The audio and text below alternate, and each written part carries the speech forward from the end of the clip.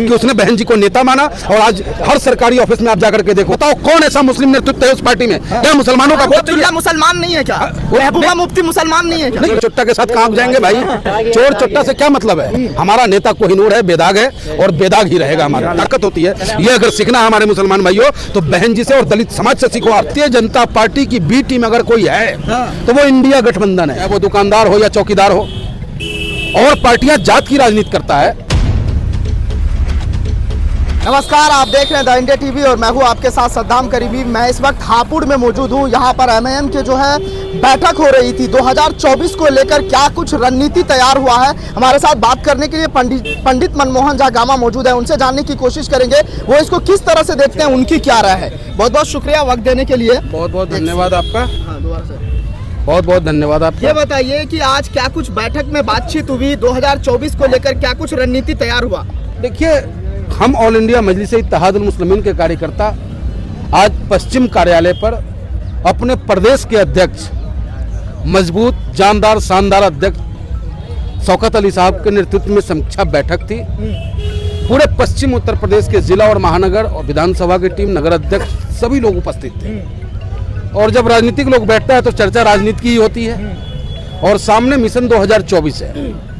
आपने सुना भी हमारे नेता को, उन्होंने कहा कि और जो पार्टियां हैं, चाहे वो दुकानदार हो या चौकीदार हो, और पार्टियां जात की राजनीति करता है और ऑल इंडिया मजलिस इत्तेहादुल मुस्लिमीन मजलूमों की आवाज़ की राजनीति करता है, कमजोरों की राजनीति करता है। तो उसी पैटर्न पे हम कार्यकर्ता बूथ स्तर तक घर घर जाएंगे। अपने नेता बैरिस्टर असदुद्दीन ओवैसी साहब का जो सोच है, सिद्धांत है, प्रिंसिपल है, वो चाहते क्या है, क्योंकि हम कार्यकर्ता कहीं ना कहीं एक आइडेंटिटी होते हैं हम पार्टी के, और हम कार्यकर्ता ही जाकर के लोगों को समझा पाएंगे कि हमारा नेता चाहता क्या है। हमारे नेता को लोग मुस्लिम का नेता कहते हैं। अरे भैया, ये वो नेता है हिंदुस्तान में आज वर्तमान की तारीख में, बैरिस्टर ये हैं, पढ़े लिखे ये हैं, ईमानदार ये हैं, बेस्ट सांसद का अवार्ड पाने वाले नेताओं में से हमारे नेता हैं। और जब भी कहीं किसी पे भी जुल्म हुआ हो तो सबसे पहले आवाज़ उठाने वाला कोई नेता है तो बैरिस्टर असदुद्दीन ओवैसी साहब हैं। और देश को आवश्यकता पड़ गई, क्योंकि एक तरफ जो दुकानदार है वो दुकानदार अपनी दुकान सिर्फ इसमें चलाना चाहता है कि उसके घर ईडी और सीबीआई न पहुंच जाए, और भाजपा की वो मदद कर रहा है। मैं आपके लोगों का आरोप भी तो है कि यहाँ बीजेपी को जिताने की मीटिंग हो रही है। मैं आपको साफ शब्दों में कह दूं कि भारतीय जनता पार्टी की बी टीम अगर कोई है तो वो इंडिया गठबंधन है। इंडिया गठबंधन साथ में नहीं लिया। नहीं। अरे हमें साथ में नहीं लिया, कोई फर्क नहीं पड़ता। बताओ कौन ऐसा मुस्लिम नेतृत्व है उस पार्टी में? क्या मुसलमानों का वोट? मुसलमान नहीं है क्या? महबूबा मुफ्ती मुसलमान नहीं है क्या? नहीं, किसकी बात कर रहे हैं आप, जो कि एक टाइम में उसी गोद में बैठे हुए थे? आप गुलाम नबी आजाद की बात करेंगे, जो गुलाम रसूल के गुलाम ना होकर के वो मोदी जी के गुलाम हो रहे हैं। अगर आपको मुसलमान का वोट चाहिए तो मुसलमान का नेतृत्व भी स्वीकार करना होगा। जाइए ना मुजफ्फरनगर, क्यों नहीं गए? क्यों नहीं गए? खूब गए। हमारा अरे हमारा नेता डायरेक्ट, अरे मेरा जो जिला अध्यक्ष होता है, नगर का अध्यक्ष होता है, वार्ड का अध्यक्ष होता है, वो हमारे राष्ट्रीय अध्यक्ष का अक्स होता है ना, उम्मीद होता है ना। जब वो पहुंच गया तो पूरी पार्टी पहुंच गई। और हमारे नेता ने तो फोन करके उनसे बात की, उन्हें कहा कि आप अपने बच्चों को भेजो, आपके बच्चों को मैं बेहतर शिक्षा देने का काम करूंगा। अब क्या जान लोगे हमारी आप? अब आप देखो, 3 हत्याएं होती है ट्रेन में, हत्या तो 4 होती है। एक मीना साहब इंस्पेक्टर का एसआई की हत्या होती है। एक लड़का मरता है बिहार का। बिहार में सरकार किसके दम पे? मुसलमान के वोट के दम पे। राजस्थान का एक लड़का मरता है, वहाँ की सरकार किसके दम पे? मुसलमान के वोटों के दम पे।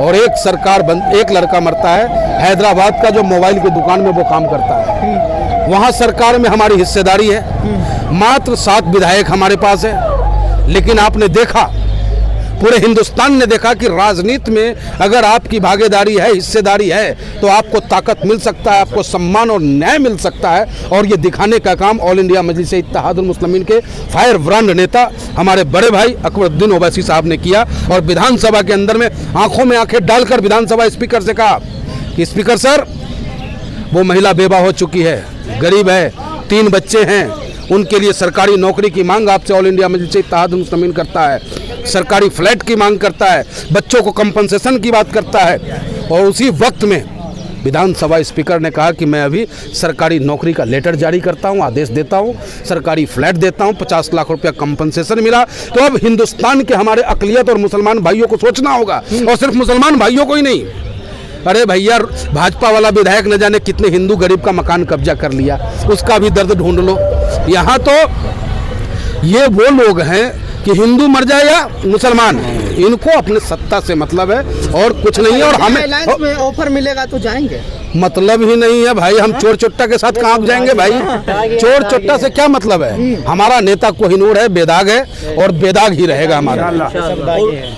मायावती बस प्रोमो मायावती से क्या बात? देखिए, बहन जी का मैं ही नहीं, बैरिस्टर असदुद्दीन ओवैसी साहब भी सम्मान करते हैं। और बहन जी का सम्मान इसलिए करते हैं क्योंकि बहन जी ने अपने नेतृत्व में उत्तर प्रदेश के सबसे दबे कुचले, जिसकी कोई अस्तित्व नहीं था बहन जी के आने से पहले तक, आज भी वो दिन याद किया जाता है कि कनस्तर बांध दिया जाता था, झाड़ू कमर में होता था। लेकिन आज राजनीति में कितनी ताकत होती है, सियासत में अगर आपकी भागीदारी है तो कितनी ताकत होती है, ये अगर सीखना है हमारे मुसलमान भाइयों तो बहन जी से और दलित समाज से सीखो आप कि उसने बहन जी को नेता माना। और आज हर सरकारी ऑफिस में आप जाकर के देखो, दलित भाई आपको वहाँ कलम चलाता हुआ मिलेगा, और हमारे जैसा पंडित और ठाकुर जाकर के वहाँ पे बाबूजी राम राम करता है उसे और कहता है साहब इस पर जरा साइन कर दीजिए, जरूरी काम है मेरा।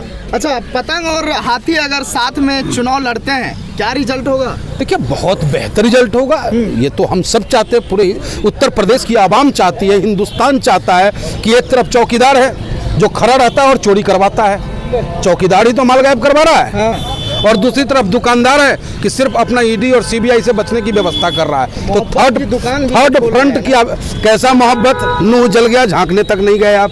कैसी मोहब्बत, राजस्थान का लड़का मारा जाता है, अब तक आपका एक बाइट नहीं आता है। कैसा मोहब्बत, जुनैद और नासिर का हत्यारा आज भी खुलेआम घूम रहा, आपका शासन प्रशासन कर क्या रहा है? कैसा मोहब्बत, क्या मोहब्बत इसी को कहते हैं? अगर इसको मोहब्बत कहते हैं तो हम नफरत करना पसंद करेंगे, मोहब्बत नहीं।